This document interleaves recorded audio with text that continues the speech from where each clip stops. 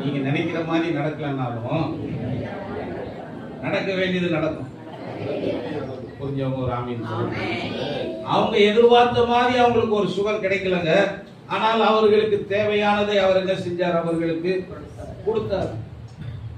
இந்த 10 பேருக்கும் ஒருத்தனுக்கும் ஒரு பெரிய வித்தியாசம் இருக்கு. நிறைய பேர் அதை கவனிக்க தவறுகிறோம்.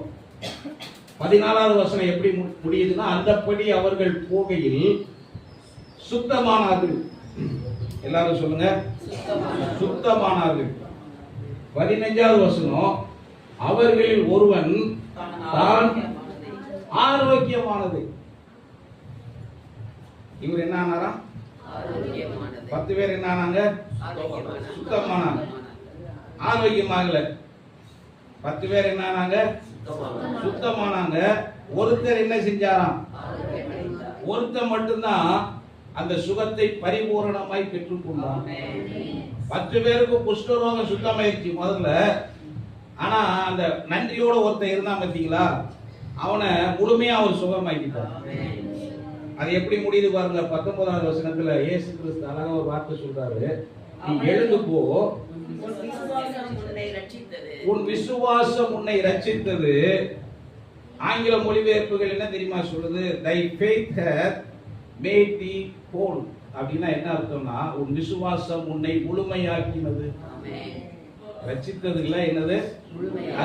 அது முழுமையாக்கி இருக்கிறது. அந்த சுகம் ஏதோ வெளியில மாத்திரம் சுத்தமாகி ஊருக்குள்ள போற சுகமா இருக்கவில்லை. உள்ளான மனிதனிலும் அவன் ஒரு சுகத்தை பெற்றுக்கொண்டான். அவன் முழுமையாக்கப்பட்டான். அப்ப 10 பேருக்கு இயேசு ஏன் சுகத்தை கொடுத்தார்னா, வெறுமனே சுத்தமாய் ஊருக்கு போகிறதுக்கு இல்ல, அதை விசுவாசித்து அவர்கள் ரட்சிக்கப்படும்படியாக அவர் சுகமாய். இதுவரைக்கும் புரிஞ்சவங்க ஆமீன் சொல்றாங்க. மற்றவங்களாம் சுத்தமாகி வீட்டுக்கு போனாங்க. ஒருவன் மாத்திரம் ஆரோக்கியமாகி இயேசுவினிடத்தில் திரும்ப வந்து அவருக்கு நன்றி செலுத்தினார்.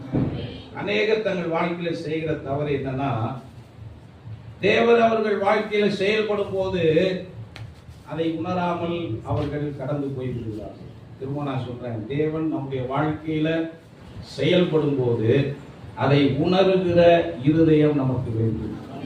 அவருடைய அற்புதங்களை நாம் உணர வேண்டும். அவருடைய அதிசயங்களை நாம் என்ன செய்ய வேண்டும்? உணர வேண்டும். ரட்சிக்கப்பட்ட அநேகர் என்ன செய்யறது?